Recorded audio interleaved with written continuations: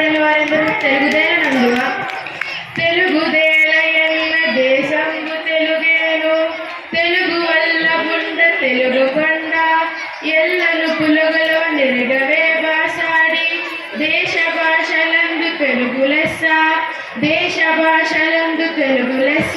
మరి ఇంతటి మన తెలుగు భాష మీద ఎవరికైనా ఎందుకు మమకారం ఉండదు? పెద్దనర్య కవులారా, మేము తర్వాత పద్యపూరణకు పూనుకుంటాం. ముందు మీరంతా పద్యపూరణకు పూనుకోండి. చిత్తం ప్రభు, మీ అభిప్రాయమే శిరోధార్. పెద్దల మధ్య నీ పద్యపూరణకు సమస్య ఇదిగో. అగ్రజానుజులైరనుజాగ్రజులుగా అగ్రజానుజులైరనుజాగ్రజులుగా. ఆహాహా, ఏమి సమస్య? అన్నదమ్ముళ్ళు తమ్ముడన్నలయ్యారు ప్రభు. ఇదిగోండి నా పూరణ. పుష్యమిన్ భరతాఖ్యుడు పుట్టినాడు, మనసి లక్ష్మణుడా శ్లేష పుట్టినాడు. భరత లక్ష్మణ క్రమమిది అలసి చూడ అగ్రజానజులై రనుజాగ్రజులుగా అగ్రజానజులై రనుజాగ్రజులుగా. కానీ లోక వ్యవహారం రామ లక్ష్మణ భరత శత్రుఘ్నులు అని ఉంటుంది. కరినెత్తుకపోయి ఎలుక గలుగునదినియన్ కరినెత్తుకపోయి ఎలుక గలుగునదినియన్. దీని అర్థవంతంగా పూరించండి భట్టమూర్తి గారు. పల్లె జీవనాలకు సుపరిచితమైన చక్కని సమస్య ఇచ్చారు మహారాజా. కరుల చిలుకలెద్దరు చక్కెరతోను నరంచి యాచగడబెట్టుడు చోగరి మరిచె వెత్తకుండా. కరినెత్తుకపోయి ఎలుక కలుగునదినియన్ కరినెత్తుకపోయి ఎలుక కలుగునదినియన్.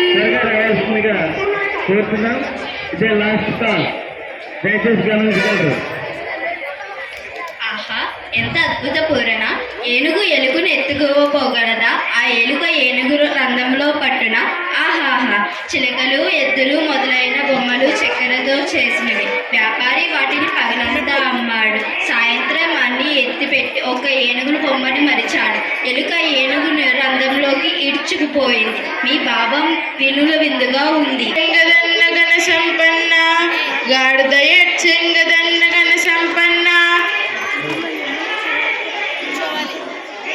రాజశేఖర, మానవులలోని ఆయన మాటలు తప్పేవారు కొందరు ఉన్నారు.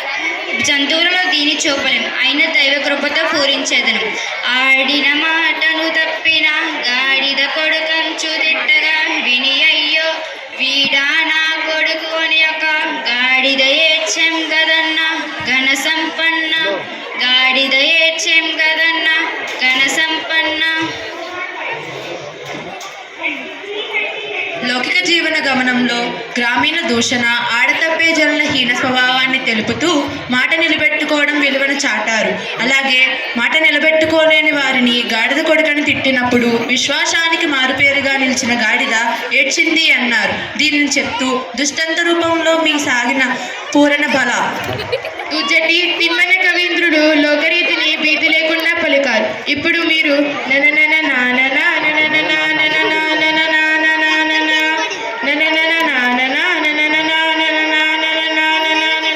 అనే సమస్యను పూర్ణ చేయండి. ప్రభు, అక్షర విన్యాసం తప్ప అర్థం లేని సమస్య ఇచ్చారు. అయినా చక్కగా పూరిస్తాను. నిన్ను నిన్ను నిన్ను నిన్ను నిన్ను నిన్నుంగ నిలయతాల సంగతుల గాన కళా పరిపూర్ణ మానసమున పలుకు నిరాగము మ్రోగు చిల్లు పలక్కులిట్టున నన నన నాన నాన నన నన నాన నాన నన నన నాన. భళ శ్రీకాళహస్తీశ్వరుని వరప్రసాదం కవిత్వంగా పొందిన దుజటి భువన విజయ కవులు చూసిన జానపదులు మన కవుల కావ్య సాహిత్యాన్ని, మనసభ గొప్పతనాన్ని గుచ్చి పొలంలో పనులు చేసుకుంటూ కూడా లయ తాళానికి అనుకూలంగా మిక్కిలి సంతోషంతో కూని రాగాల్లో అల్లుకునే స్థితిని కళ్ళకు కట్టితివి. పనిలో పాటలతో పాటు పద్యాలను పాడుకునే వైఖరి అద్భుతం, మహా అద్భుతం. అవునవును, జానపదుల సత్తు జానపదం.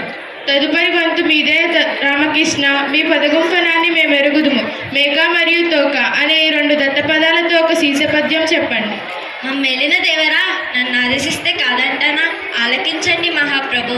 మేక తోకకు తోక తోక మేకకు మేక మేక తోకకు తోక తోక మేక మేక తోకకు తోక తోక మేకకు మేక మేక తోకకు తోక తోక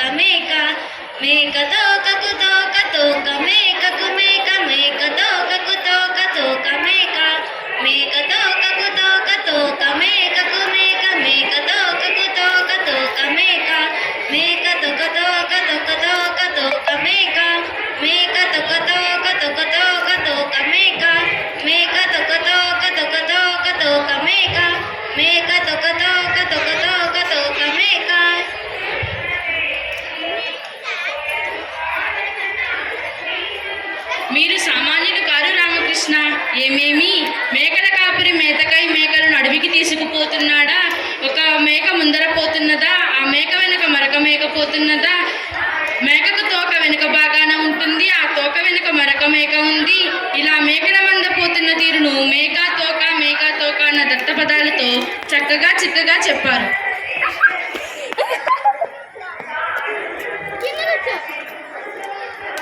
శభాష్ రామకృష్ణ కవి, మీ కత్తి రెండు వైపులా పదిలేమేరి, అందుకే మీరు వికట కవి అయ్యారు.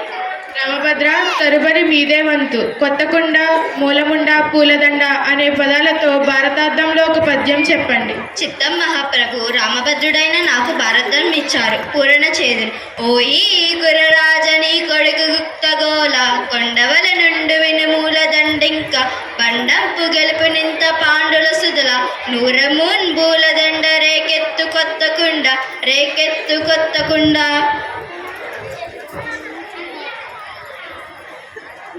ఓయి కురురాజా, నీ కొడుకు దుర్యోధనునిది ఒత్తకోల కలిగిన మనసు, ఆకాశంలో కొండవలే ఉంటాడు, బుద్ధిబలం లేనివాడు. నా మాట వినుము.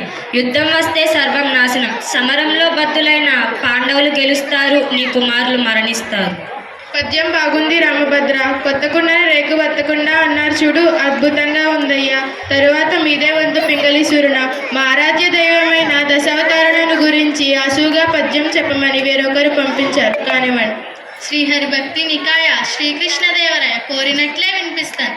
మత్స్యమై జడనీది మదియించే, సోముకు గుర్మమై కొవ్వపు కొండ మోసే, గిటియై హిరణ్యాక్ష గీట దంగించెను, హరి అయి ప్రహ్లాద జనుకు వటుడై, బలితరాజు వచించి కుదించి, భార్గవుడై శత్రబండి జెండే, దశరథ రాముడై దశకుంట దగ్గతరిచే, దుష్టుయై శౌర్యై సంహరించే, వారి బ్రత్తను దృంగ చేసే, గలికి అయి మేచ్చ సంతటి బిట్టు మార్చు, హరిదశావతార చరిత్రమభిన్నుతమ్ము.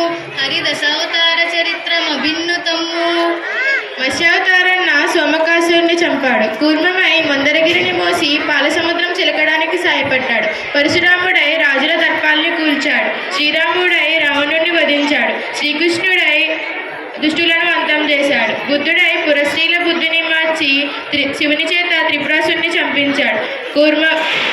కూర్మమై మందరగిరిని మోసి పాలసముద్రం చిలకడానికి సాయపడ్డాడు. కల్కిగా నీతిహీనులను కూల్చాడు. ఇలా దశావతార కార్యక్రమాలను అసువుగా చెప్పినందుకు ధన్యవాదాలు. మీ అభినందనకు స్పందనకు వందనం. మహాప్రభు, వచ్చే దారిలో ఒక జానపదుడు ఒక సమస్యనిచ్చాడు. మీరు అనుమతిస్తే మీకు ఇస్తాను. తప్పకుండా. సభారంభంలో మీకు మాటిచ్చాను కదా, కానివ్వండి. అందుకోండి ప్రభు. అందరూ నందరే మరియు నందరు నందరే, ఎందరెందరే, అందరూ నందరే మరియు నందరు నందరే, ఎందరెందరే. దీనిని పూరించెదరు ప్రభు.